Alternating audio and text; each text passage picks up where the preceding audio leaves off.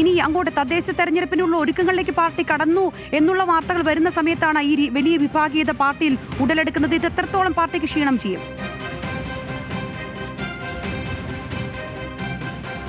സംഗീത, നമുക്കറിയാം കേരളത്തിൽ ഈ കഴിഞ്ഞ തെരഞ്ഞെടുപ്പിൽ, അതായത് വരുന്ന കഴിഞ്ഞ നിയമസഭാ തെരഞ്ഞെടുപ്പിൽ ഉൾപ്പെടെ വലിയ നേട്ടമുണ്ടാക്കിയ പാർട്ടിയാണ് BJP. കാരണം ഒരു വോട്ട് ഷെയർ അവർ വലിയ രീതിയിൽ 19% ഉയർത്തുന്ന ഒരു സാഹചര്യം ഉണ്ടായി.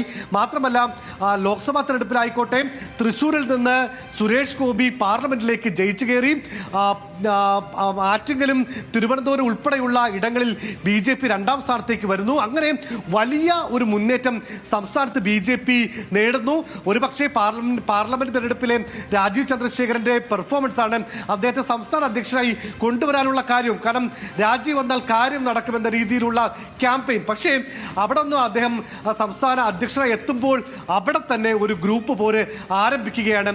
ആദ്യഘട്ടത്തിൽ ഗ്രൂപ്പ് ഇല്ല എന്ന് പറഞ്ഞിരുന്ന രാജീവ് ചന്ദ്രശേഖർ, അല്ലെങ്കിൽ അദ്ദേഹം അങ്ങനെ പറഞ്ഞെങ്കിൽ കൂടി അദ്ദേഹം പോലും ഒരു ഗ്രൂപ്പ് വക്തായി മാറുന്നു. കാരണം കെ സുരേന്ദ്രനെ മാറ്റി നിർത്തുന്നു, വി മുരളീധരനെ മാറ്റി നിർത്തുന്നു, VV രാജേഷിനെ മാറ്റി നിർത്തുന്നു, P സുധീറിനെ മാറ്റി നിർത്തുന്നു, C കൃഷ്ണകുമാറിനെ മാറ്റി നിർത്തുന്നു. ഇപ്പോൾ തിരുവനന്തപുരത്ത് യുവമോർച്ച ജില്ലാ പ്രസിഡന്റായ R സജിത്ത്, അയാളെ ഈ ടാലന്റ് ഹണ്ട് എന്ന് പറയുന്ന അഭിമുഖത്തിൽ പങ്കെടുപ്പിക്കാൻ പോലും തയ്യാറായില്ല. മഹിളാ മോർച്ചയിൽ രാഗേന്ദുവിനെ പങ്കെടുപ്പിക്കാൻ വേണ്ടി തയ്യാറായില്ല. കണ്ണൂരിൽ അരുൺ കൊട്ടിയൂരിനെ പങ്കെടുപ്പിക്കാൻ വേണ്ടി തയ്യാറായിട്ടില്ല. പത്തനംതിട്ടയിൽ നിതിനെ പങ്കെടുപ്പിക്കാൻ വേണ്ടി തയ്യാറാകുന്നില്ല. ഇങ്ങനെ എറണാകുളത്ത് വിനീത ഹരിഹരനെ ഈ പങ്കെടുപ്പിക്കാൻ വേണ്ടി തയ്യാറാകുന്നില്ല. ഇങ്ങനെ പാർട്ടിയിലെ ഒരു വിഭാഗം നേതാക്കളെ മുഴുവൻ വെട്ടിനിർത്തുന്ന ഒരു സമീപനം പുതിയ നേതൃത്വം ഉണ്ടാക്കുന്നു. അത് പാർട്ടിയിൽ സ്വാഭാവികമായ വിഭാഗീയതയ്ക്ക് വഴിയൊരുക്കുന്നു. ഇപ്പോൾ BJPയിൽ ഒരു കലാപം തന്നെ നടക്കുകയാണ്. ഈ നേതാക്കൾ ഇത്തരം പ്രവൃത്തിയുമായി ബന്ധപ്പെട്ട് സ്വാഭാവികമായും BJPയിൽ ഇപ്പോൾ RSSന്റെ പ്രചാരകൻ ഇപ്പോൾ സംഘടനാ ജനറൽ സെക്രട്ടറി സ്ഥാനത്ത് ഇല്ല. സുഭാഷ് ആയിരുന്നു നേരത്തെ BJPയിൽ സംഘടനാ ചുമതല ഉണ്ടായിരുന്ന RSS പ്രചാരകൻ. പക്ഷേ രാജീവ് ചന്ദ്രശേഖരൻ വരുന്നതിന് തൊട്ട് മുമ്പായി ഈ പ്രചാരകന്മാരെ RSS BJPയിൽ നിന്ന് തിരികെ വിളിച്ചു. അത് കേരളത്തിൽ മാത്രം ഉണ്ടായ ഒരു കാര്യമല്ല. അഖിലേന്ത്യാ അടിസ്ഥാനത്തിൽ തന്നെ RSS അവരുടെ പ്രചാരകന്മാരെ അവരുടെ മറ്റ് പരിവാർ സംഘടനകളിൽ നിന്നും തിരിച്ചു വിളിക്കുന്ന ഒരു നടപടി RSSന്റെ ഭാഗത്തു നിന്നും ഉണ്ടായി. ഇനി പക്ഷേ കേരളത്തിന്റെ പ്രത്യേക സാഹചര്യം കണക്കിലെടുത്തുകൊണ്ട് വിഭാഗീയത ഇത്രമേൽ രൂക്ഷമാകുന്ന ഘട്ടത്തിൽ ഒരു പക്ഷേ RSS പ്രചാരകന്മാർ സംഘടനാ ജനറൽ സെക്രട്ടറിയായി BJPയിലേക്ക് എത്താനുള്ള സാധ്യത തള്ളിക്കളയാൻ വേണ്ടി കഴിയില്ല. അങ്ങനെ ഒരു പ്രതിസന്ധിയിലേക്കാണ് BJP നീങ്ങുന്നത്. സംഗീത, തീർച്ചയായും മനു, ഇക്കാര്യങ്ങൾക്ക് ഇനി എങ്ങനെ ഒരു പരിഹാരത്തിലേക്ക് എത്തും? ഏത് രീതിയിൽ ചർച്ചകൾ ആ വിധേന പുരോഗമിക്കുന്നത്? ഏത് രീതിയിലാണ് അത്തരം കാര്യങ്ങൾ?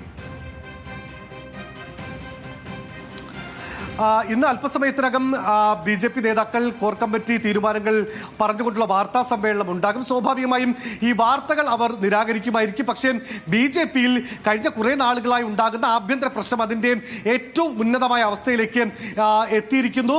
നേതാക്കൾ പരസ്പരം കുറ്റപ്പെടുത്തുന്ന, പുതിയ സംസ്ഥാന പ്രസിഡന്റിനെ പോലും വലിയ രീതിയിൽ വ്യക്തിപരമായി പോലും കുറ്റപ്പെടുത്തുന്ന നിലപാടാണ് ഇപ്പോൾ ഉണ്ടായിക്കൊണ്ടിരിക്കുന്നത്. ഇത് പാർട്ടിയിൽ സ്വാഭാവികമായും വലിയ പ്രതിസന്ധി ഉണ്ടാക്കും.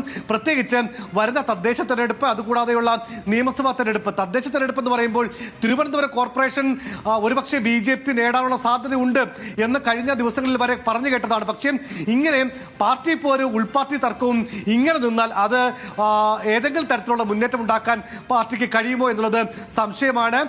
അങ്ങനെയുള്ള പ്രശ്നങ്ങളിലേക്ക് BJP കടക്കും.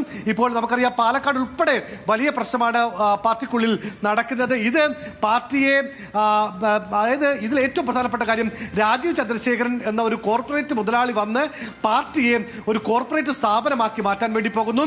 രാജീവ് ചന്ദ്രശേഖരന്റെ അനുമതി ഇല്ലെങ്കിൽ മുതിർന്ന നേതാക്കൾ പോലും മാധ്യമങ്ങളോട് പ്രതികരിക്കാൻ പാടില്ല എന്നൊക്കെ പറഞ്ഞുകൊണ്ട് ഈ ടാലന്റ് ഹണ്ട് പോലെയുള്ള അഭിമുഖങ്ങൾ എന്ന് പറയുമ്പോൾ അതൊരു കോർപ്പറേറ്റ് വൽക്കരണത്തിന്റെ ഭാഗമാണ് എന്നതടക്കമുള്ള കാര്യങ്ങളാണ് ഈ എതിർപക്ഷം ഉന്നയിക്കുന്നത്.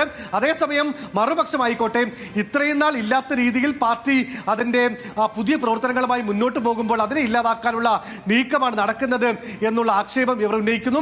നേരത്തെ കെ സുരേന്ദ്രനും വി മുരളീധരനും ഉൾപ്പെടുന്ന ആ പക്ഷം ആരെയാണോ മാറ്റി നിർത്താൻ വേണ്ടി നോക്കിയിരുന്നത് അവരെല്ലാവരും കൂടി ഇപ്പോൾ പുതിയൊരു പക്ഷമായിരിക്കുന്നു. ആ പക്ഷം നിലവിലുണ്ടായിരുന്ന കെ മുരളീധരൻ വി മുരളീധരൻ പക്ഷത്തെ തിരികെ വെട്ടിയൊതുക്കുന്ന കാഴ്ചയാണ് നമുക്ക് BJPയിൽ കാണുന്നത്. അതിലാണ് ഇപ്പോൾ ഇപ്പോൾ ഗ്രൂപ്പ് തിരിഞ്ഞ് രണ്ട് വിഭാഗമായി, രണ്ട് ഗ്രൂപ്പായി തിരിഞ്ഞു നിന്നുള്ള വലിയ പോർവിളിയിലേക്കും ഗ്രൂപ്പ് പോരിലേക്കും കലാപത്തിലേക്കും പാർട്ടി എത്തിയിരിക്കുന്നത്. സംഗീത, തീർച്ചയായും BS അനു അതുതന്നെയാണ്. എന്താണെങ്കിലും വലിയ രീതിയിലുള്ള കലാപത്തിനാണ് ഇപ്പോൾ BJP-യിൽ തുടക്കമായിരിക്കുന്നത്. അതിന്റെ കോർ കമ്മിറ്റിയിൽ നിന്നുള്ള വിവരങ്ങളാണ് BS അനു വിശദമായി തന്നെ പങ്കുവച്ചത്.